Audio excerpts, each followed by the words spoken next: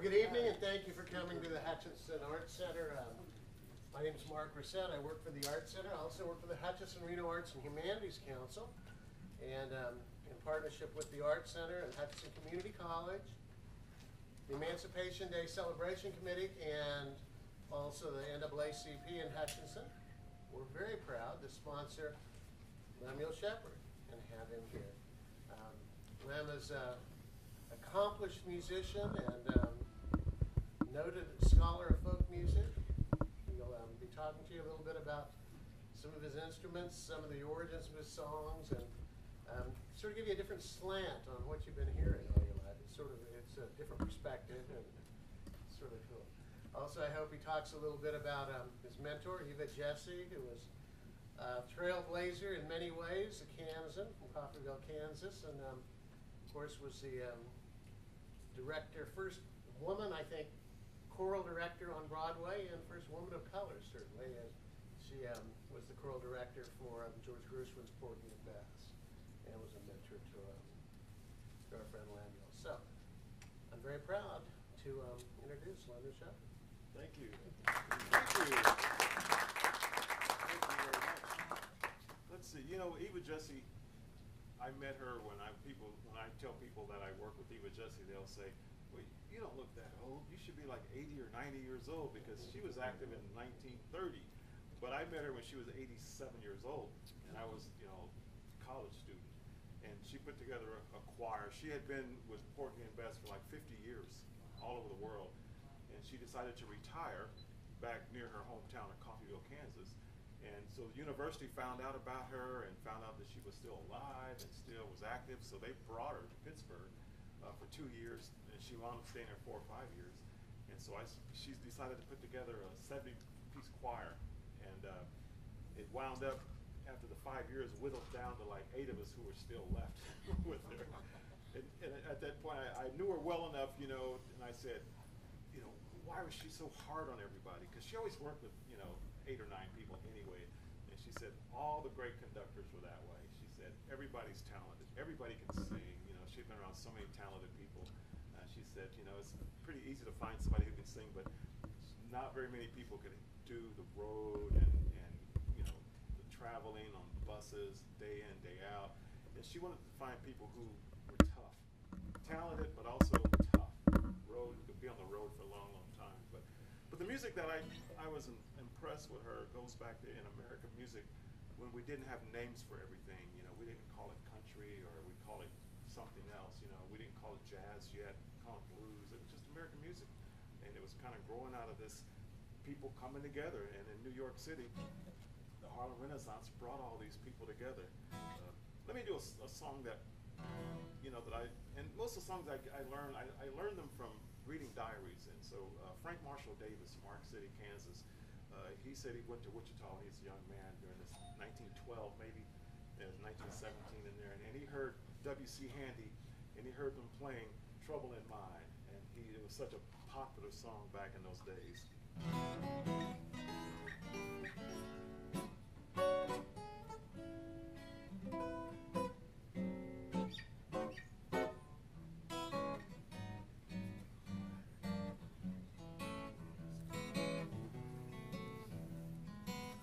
Trouble in mind, I'm blue, but I won't be blue always. The sun's gonna shine through my back door someday. I'm going down to the river, and I'm going to take my rocking chair. If these troubles don't leave me, I'm gonna rock myself away from here. Trouble in mind, I'm blue, but I won't be blue always. The sun's going to shine through my back door someday.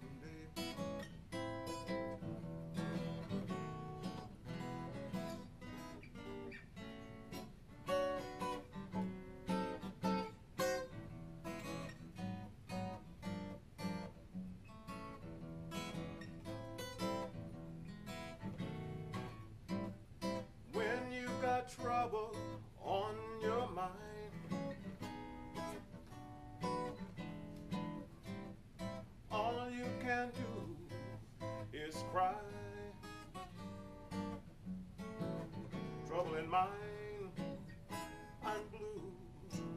My poor heart is beating slow. I never had this kind of trouble in my life before. Said I never had this kind of trouble in my life before.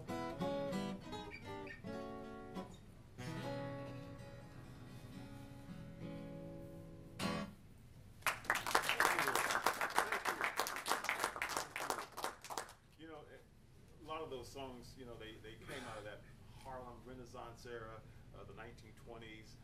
You had everybody going to New York, and a lot of people from Kansas. You know, Eva Jessey, Frank Marshall Davis, Aaron Douglas. There was, you know, Melvin Tolson. He was from a little bit outside of, you know, Kansas City, Missouri. Just lots of names, you know, that they were going to college at a place actually where I was born in Quindaro, Kansas. It's a little small town there, you know. I guess it's known as the first ghost town in Kansas because it didn't last very long as a city itself. But there was a college there, and that's where Eva Jessey went to college. She went to college there in the 1820s. You know, graduated and then went to New York, and everybody went to New York to be part of this thing that was happening in Harlem. You know, artists, musicians, and dancers. They all wanted to be part of it. Here's a song called "There's a Boat That's Leaving to New York."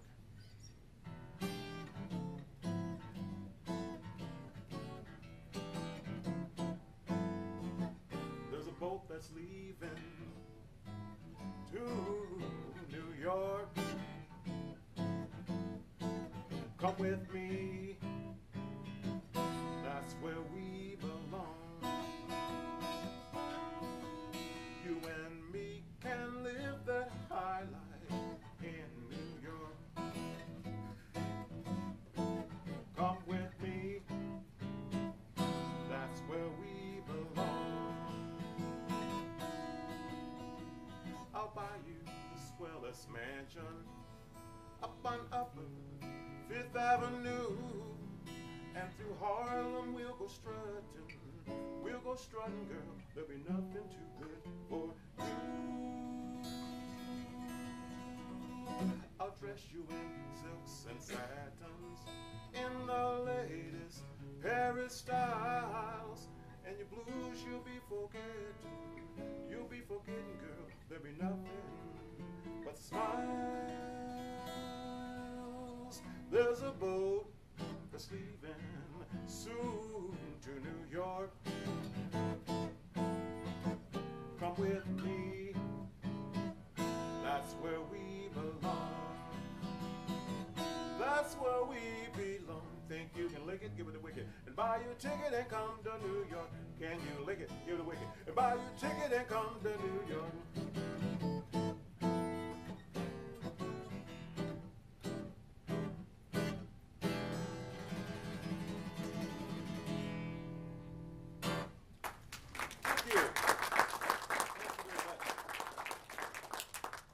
I'd like to read you some of the poems from the Harlem Renaissance.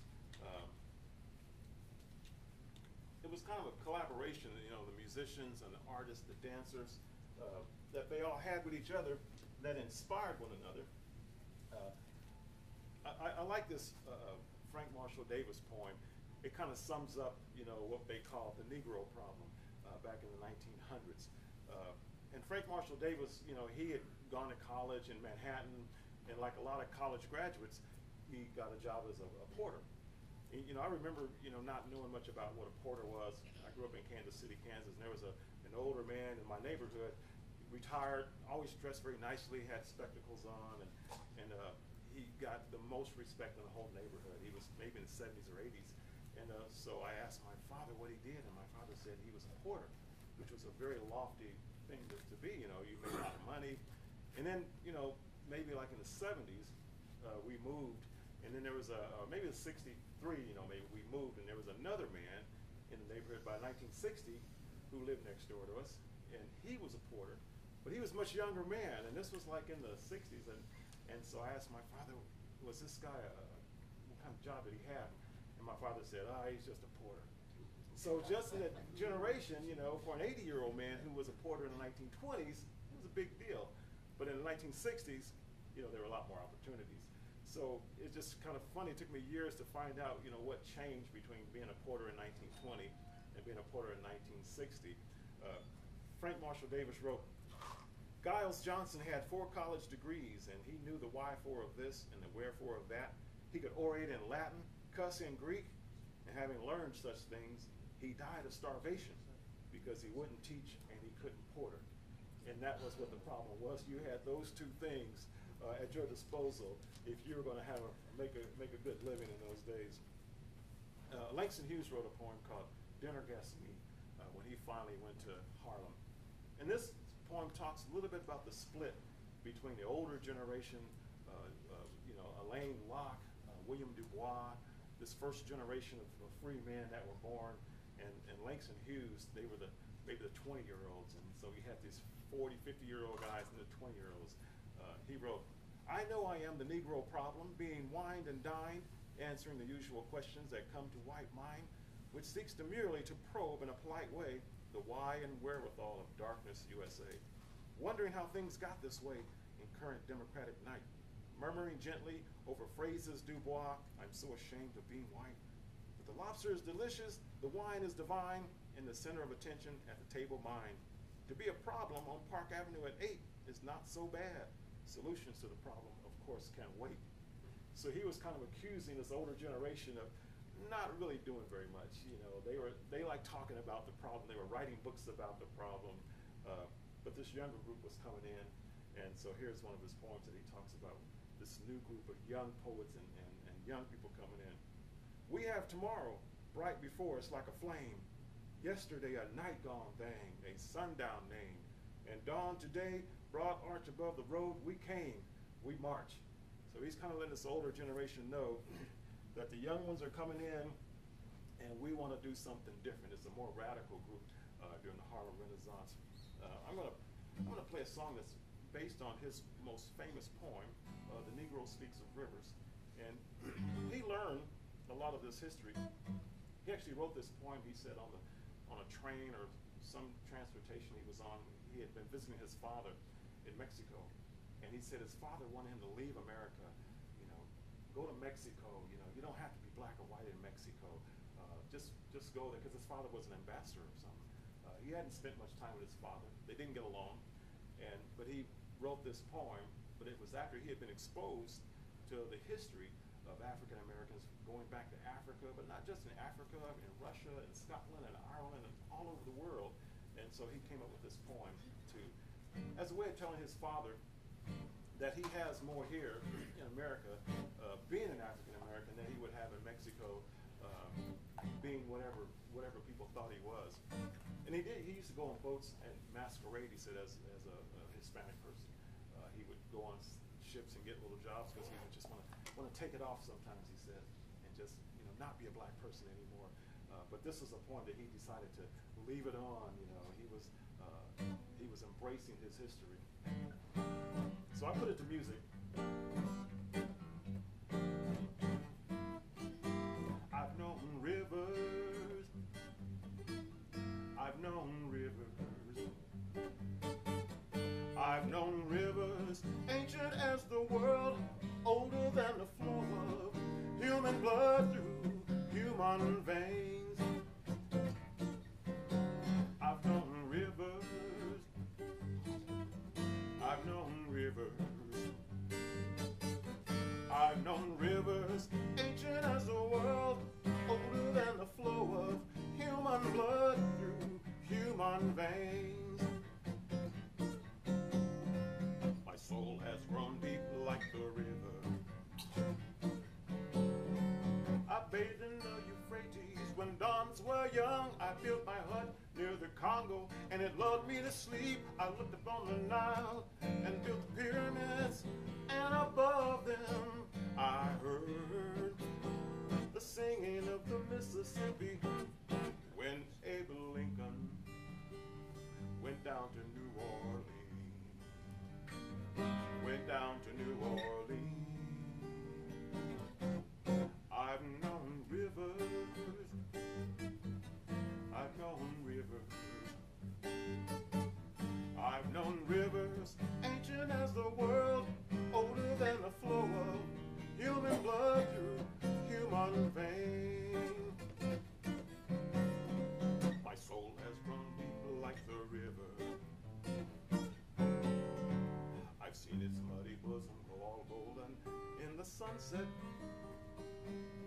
known rivers, ancient dusky rivers. I've known rivers, ancient dusky rivers. My soul has run deep like the river.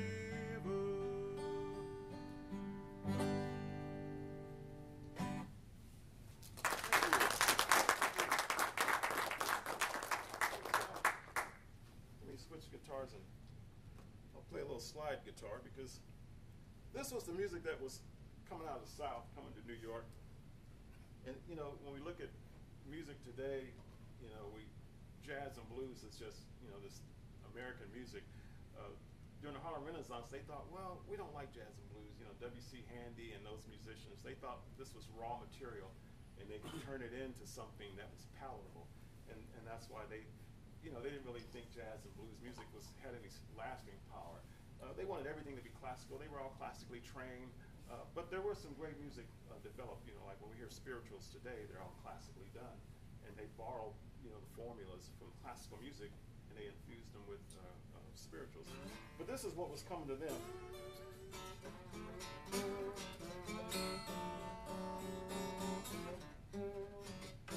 The difference between the North and the South is in the North, you went to hear music. But in the South, the music came to you. You know, it was wandering around the streets.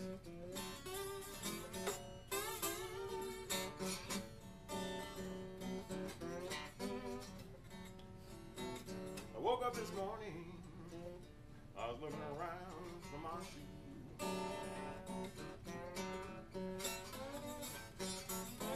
woke up this morning, I was looking around for my shoes. You know, I think I must have had, oh, I know I had, worry blues. Everybody asked me if the worry blues were so bad.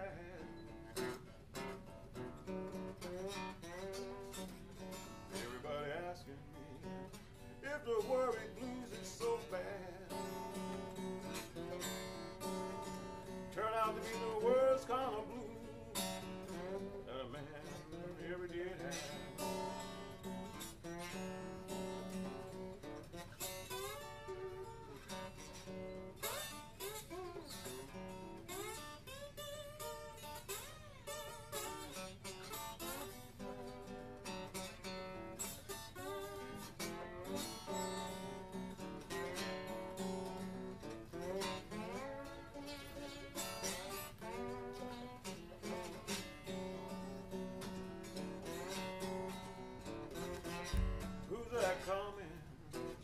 Coming on down the road.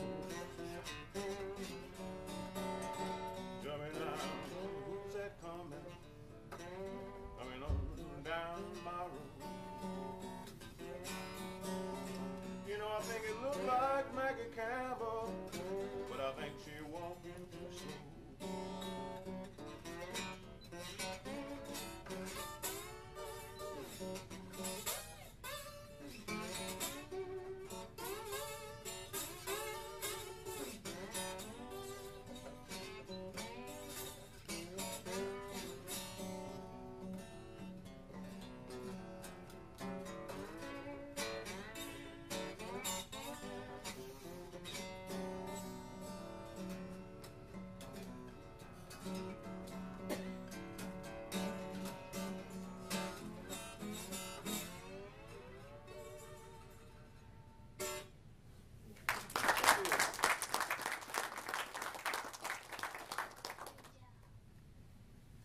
Bring the banjo out.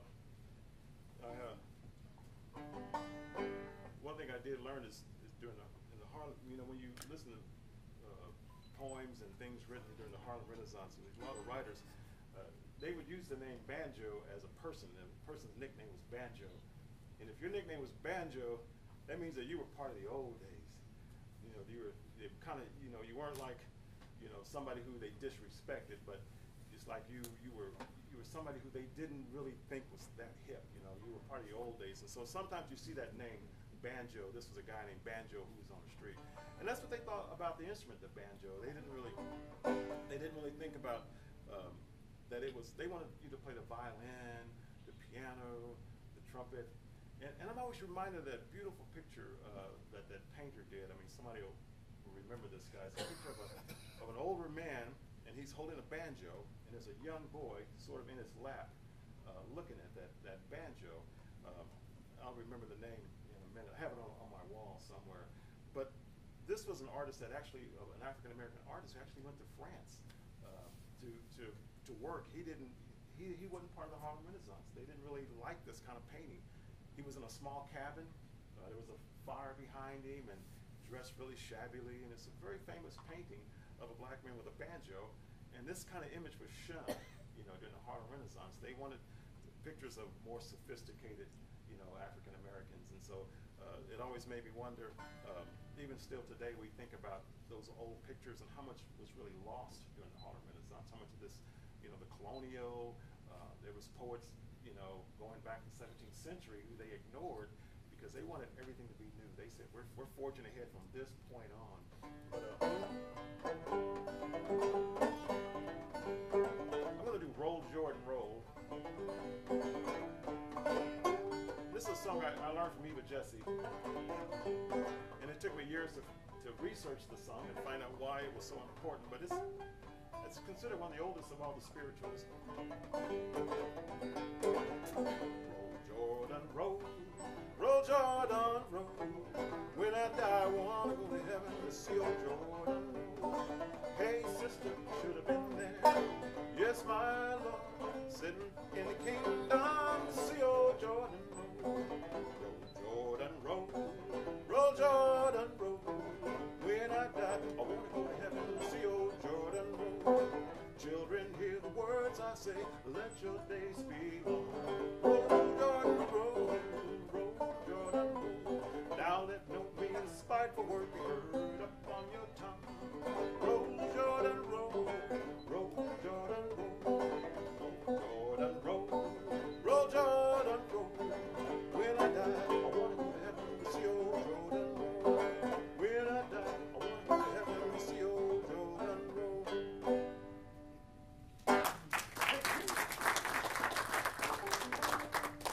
And you can always tell banjo melodies because the melody, roll, Jordan, roll. You can always play those melodies on the banjo, like you might have heard this melody. Does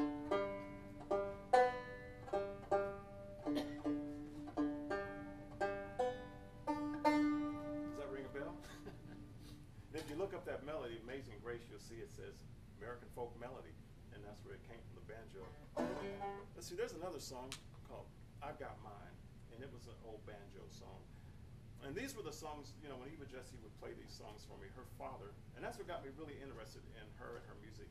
She was 87, 88 when I met her in like 1978, and she would play me songs her father played for her. So I thought, wow, that song's 100 years old, and it didn't sound like what I thought, blues was going to sound like.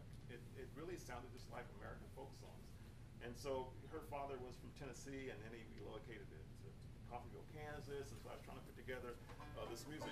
But the songs that we call minstrel songs, they were kind of a new thing. It was American folk music. It was kind of, we were getting away from what Europe had brought over from us, and we were kind of creating our own music. And so we call them minstrel songs, but they were really just, folk songs, really, of the day. Composers were writing these songs. This is I Got Mine. I got mine, boys, oh, I got mine. Hanging around here trying to get some goodies all the time. Ever since that I've been living on chicken and wine. I belong to knock down society and I got mine. And when the turkey was first brought in, everybody began to grin. Thinking about the good times we had by all I couldn't say exactly when. One fella grabbed the turkey by the neck, I clung on behind. He might thought he had the whole file and gone, but oh, I got mine. I got mine, boys, oh, I got mine. Hanging around here trying to get some goodies all the time. Oh, ever since that I've been living high. I've been living on chicken and wine. I belong to knock down society. There was something that went against my will. I lost every penny that I had in my pocket but a greenback dollar bill. One fella grabbed me and looked on ahead, and I was way behind. Just before the cops kicked in the back door, I got mine. I got mine, boys. Oh, I got mine. Ever since that I've been living, I've been living on chicken and wine. Ever since that I've been living, I've been living on chicken and wine. I belong to the knockdown society. I got mine. I got mine, boys. Oh, I got mine. Ever since that I've been living, I've been living on chicken and wine. I belong to the knockdown society. I got mine. I belong to the knockdown society. I got mine. Thank you. And that was what you call, that was a popular song. There were hundreds and hundreds of those songs that we don't really have a name for them. You know, we call them minstrel songs, but a minstrel was actually a person. He was a person who traveled around singing these songs. And some of them, I know they were borrowed, you know, from some of the Irish tradition. You know, some of them were borrowed from whatever was going on during the day. But there are hundreds and hundreds of those songs from the Civil War on, you know, that were collected. And they were just songs that were composed. And I think that was the music publishing business was getting big. And in those days, when you sold a song, you sold a piece of paper. And that made it a lot easier to collect your money, you know, because you handed somebody a piece of paper and they handed you some money. But it goes back to show you popular music in those days. You had to have a musician in the family who could read music to listen to music. And we don't think about that in terms of, you know, before the record player. There was a trained musician in every household who enjoyed music. Or else you went to hear it live. Let me play you some of the blues songs that I think came up. And this is one called My Old Captain. This is one of those songs that was collected. People went down south, you know, just collecting this music from the 20s to the 40s. This is a very popular type of song. This is just called My Old Captain song.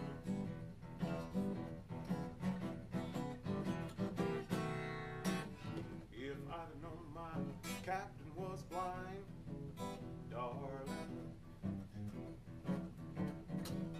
If I'd known my captain was blind, darling. If I'd have known my captain was blind, I wouldn't have come to work until 9:30, darling. If I'd have known my captain was deaf, darling. If I'd known my captain was deaf, darling. If I'd have known my captain was deaf, I would have cussed him as long as I had breath, darling.